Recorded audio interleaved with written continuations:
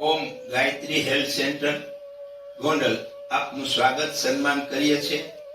આજે આપણે એક શેષ કાર્ય સત્કર્મ કરવાની શરૂઆત ગાયત્રી પરિવાર ગોંડલ દ્વારા 9/11/2025 થી સારવાર કેન્દ્ર ચાલુ કરવા જઈ રહ્યા છે। એ અનુસંધાને આગળના અમુક વિડીયો આપણે મૂક્યા છે, એ આપ જોવા આપને નમ્ર અનુરોધ વિનંતી। આજે આપણે જાણીએ છીએ કે ઈશ્વરે આપણને આવું સરસ મજાનું શરીર આપેલ છે। એ શરીરની અંદર અલૌકિક ચેતના કામ કરે છે, જેથી આપણે એ ચેતનાની હિસાબે આપણા શરીરની અંદરના જે અંગો છે, ઈશ્વરી ચેતનાથી જે અંગો છે એ અંગો સક્રિય રીતે કામ કરે છે। પોતપોતાની રીતે જવાબદારી સમજીને આખી શારીરિક ક્રિયાઓ ચાલે છે, પણ એ શારીરિક ક્રિયાઓ કુદરત રીતે ચાલતી હોવાથી પણ આપણી કુટેવ, વ્યસન, દુર્ભાવના, ઈર્ષા, અદેખાઈના હિસાબે આપણે આપણા શરીરની જે સક્રિય ક્રિયાઓ ચાલતી હોય એને આપણે બગાડી છે, અને એ બગડવાથી આપણા શરીરની અંદર નાના પ્રકારના રોગ આવે છે, અથવા આપણા શરીરની અંદર તણાવ, ટેન્શન આવે છે, શરીરની અંદર દુખાવા થાય છે, અથવા થાક લાગે છે, અથવા ખાલી ચડે છે। એ નાની પ્રકારની નાની તકલીફો આવતા એક સમય એવો આવે, જો આપણે આપણા શરીર ઉપર ધ્યાન ન દઈએ તો આપણે અસાધ્ય રોગના શિકાર બનીએ છીએ। તો એના માટે આપણું પતંજલિ અને જે આપણું શાસ્ત્ર, યોગ, વિદ્યા, એ બધા એમ કહે છે કે શરીરને નિરોગી, સ્વસ્થ રાખવા માટે આપણે નાના પ્રકારની સૂક્ષ્મ કસરતો, પછી કસરત કરતા ત્યાર પછી આગળ જેમ આપણે નવા હોય શીખતા પછી કસરત, પછી યોગ કરવાનો, આસન કરવાના, ધ્યાન કરવાનો, સમાધિ। તો આ સ્ટેપ પ્રમાણે પણ આપણે પહેલા એક જે સ્ટેપ લેવું છે, સામાન્ય રીતે આ સમાજમાં જોઈએ છે મોટી ઉંમરના કે યુવાનો કે બહુ કસરત કે યોગ કે આસનો કરતા નથી। તો એના માટે આજે એક આપણે સરળ ઊભા એકદમ સરળ કસરત બધા કરી શકે, નાના મોટા, અને જેને નાના પ્રકારના રોગ હોય એ પણ કરી શકે એવી કસરત આપણે અત્યારે કરવા જઈ રહ્યા છીએ। તો સામાન્ય શરીર છે એ આપણે જોઈએ છે અમુક રીતે અમુક જગ્યાએ આખા દિવસની એ નિષ્ક્રિય હોય છે। તો નિષ્ક્રિયને સક્રિયતા લાવવા માટે આપણે આ રીતે શરીરને ગરમી, ઉર્જા મળે એ રીતે જોગિંગ કરવું જોઈએ। તો આમ કરવાથી આપણા શરીરની અંદર જે પગની બંને આંગળીઓ ઉપર રહી અને આપણે આપણી પેની ઊંચી રાખવાની, આ રીતે જોગિંગ 1 થી 25, 50 કે 100 સુધી જેવી આપણે અનુકૂળતા, જે આપણને થાક ન લાગે, તો આ રીતે આપણે જોગિંગ કરવાનું રહે। આનાથી શું થાય, શરીરની અંદરના જે પગ છે, ગોઠણ છે, કમર છે, પગના હાથ છે, હાથની કોણીઓ છે, એમાં સક્રિયતા આવે। નિષ્ક્રિયતાને હિસાબે આપણે રોગીશ બન્યા છે। તો આ રીતે ઓછામાં ઓછા 50 અથવા 100 જોગિંગ કરીએ। શ્વાસોશ્વાસની ક્રિયા નોર્મલ થાય પછી આપણા શરીરને આ રીતે સીધા હાથ રાખી, હવે શરીરને હાથના આપણા શરીરમાં મુખ્ય જે સક્રિય કામ કરનાર બંને હાથ છે, પછી બીજા અંગોનું મહત્વ છે, પણ હાથથી જે થાય છે એના માટે આપણે આ રીતે હાથને થોડું સક્રિયતા બનાવવા માટે આવી રીતે ઉપર નીચે 10 વાર કરશું। પછી આ રીતે 10 વાર કરીશું। પછી આ રીતે મુઠ્ઠીઓ વાળવાની। મુઠ્ઠીમાં પાડવામાં એક વખત મુઠ્ઠી વાળીએ ત્યારે અંગૂઠો અંદર ને એક વખત બહાર, પછી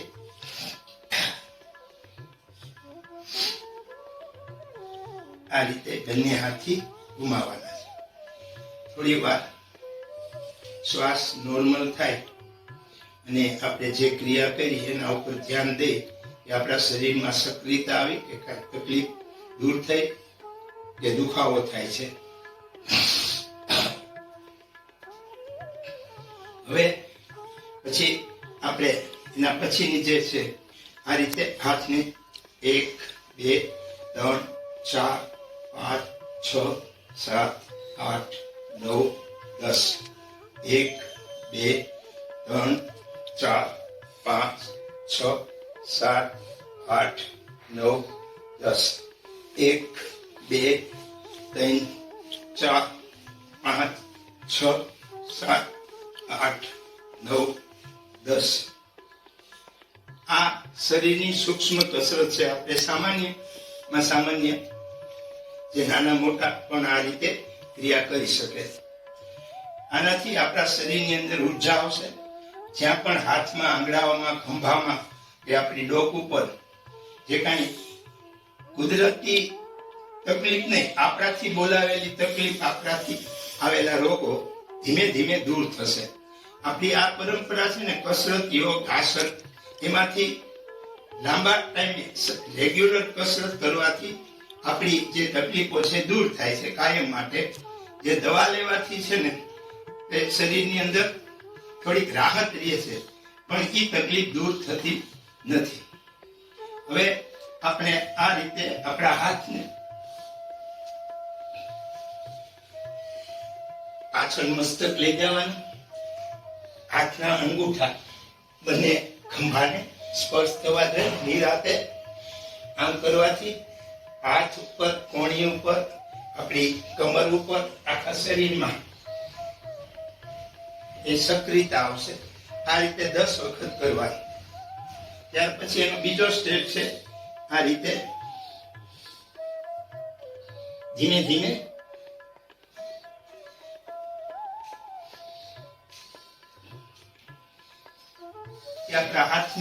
આપણે હાથ ઉપર જ ધ્યાન દઈ, હાથ ઉપર જ કસરત કરીએ છીએ. આ રીતે 10 વખત સવડી બાજુ, 10 વખત ઉલટી બાજુ હાથને ફેરવવાનું. પછી ડાબી બાજુના હાથને આ રીતે કરીશું 10 વાર. આ રીતે 10 વાર બંને હાથ આ રીતે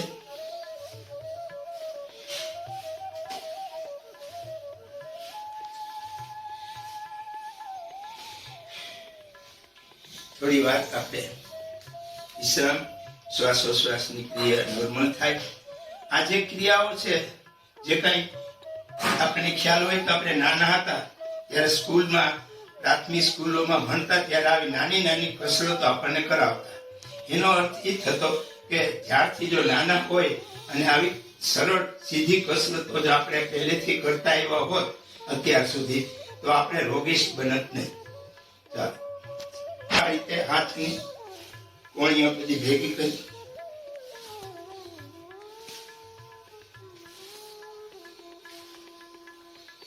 આ રીતે 10 વાર. પછી ઉલટી રીતે 10 વાર કરવાનું. આનાથી આપણા હાથના ખંભા, કોણીઓ અને હૃદયમાં, હાર્ટમાં જે અહીંથી આપણે નીચે ખેંચીએ તો હાર્ટમાં સક્રિયતા આવે. ત્યાર પછી આપણે આ રીતે ખંભાને શોલ્ડર, 2 શોલ્ડર આથી ઊંચા કરશો. આમાંથી જે થાય, આપણે 2 ખંભા ઉપર જાય ત્યાં ડોક અને હાથના જે જોઈન્ટ છે ખંભાનાની, એની અંદર સક્રિયતા આવશે.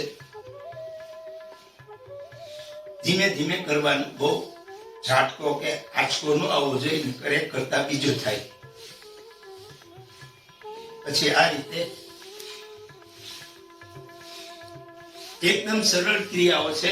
ભાવથી, મનથી કરીએ ને તો આપણા શરીરની અંદર જે થોડી ઘણી તકલીફો છે ને એની મેળે દૂર થઈ જાય. કસરતની સાથે આપણો પ્રેમ, ભાવ અને આપણે જે કંઈ કરીએ છીએ મનથી કરીએ તો એની અસર આપણને થાય. ત્યાર પછી હવે હાથની આપણે કઈ રીતે, હવે થોડી કમરની કસરત કરીએ. કમરમાં આ રીતે બંને હાથ ઉપર રાખી આ રીતે આમ કરવાથી આપણા કમરને અંદર પેટમાં, લીવરમાં, એ બંને હાથના ખંભા, બંને કોણીઓમાં એ નિષ્ક્રિયતા છે એ દૂર થશે.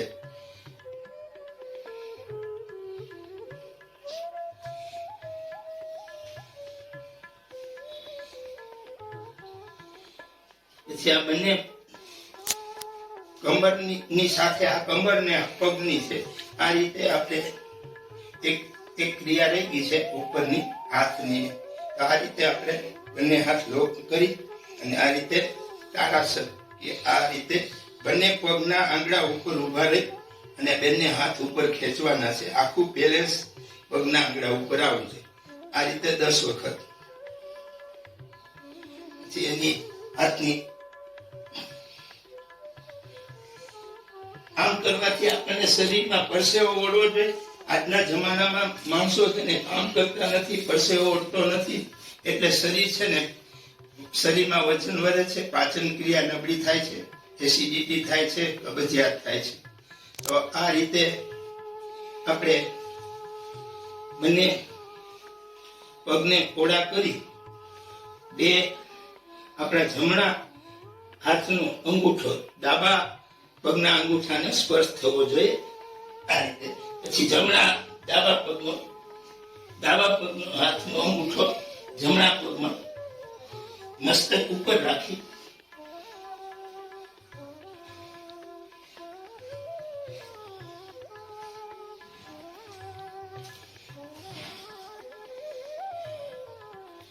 હવે એક સરળ આસન છે.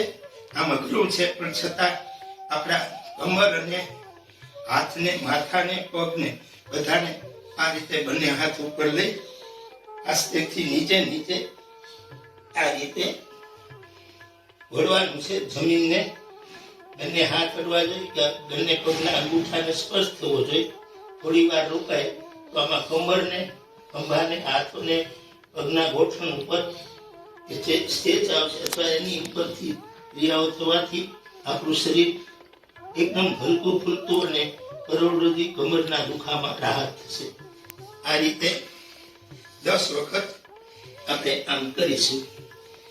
આસનના નામ હોય પણ આપણે ત્યાં સરળ સીધી રીતે આપણે સમજાવવાનો પ્રયત્ન કરીએ છીએ. પછી કમર દુખતી હોય, અહીંયા પેટમાં દુખાવો હોય, અપચો હોય, પાચન ક્રિયા ન થતી હોય તો આ રીતે મસ્તકને આપણે એકદમ પાછું લઈ જશું. જેટલી આપણાથી થાય એટલી રીતે બેલેન્સ રહેવું જોઈએ. કમરને આંચકો ન આવવો જોઈએ. નિરાતે એ રીતે શ્વાસ છોડતા નીચે લાવવા, ભરતા ઉપર જવાનું, થોડી વાર રોકાવાનું. કમર ઉપર આપણને જે કઈ હાથ રેખાય ન રાખી આ રીતે આપ કરી શકતા હોય તોય કરવાનું. આ રીતે હાથ રાખીને પણ કરી શકાય.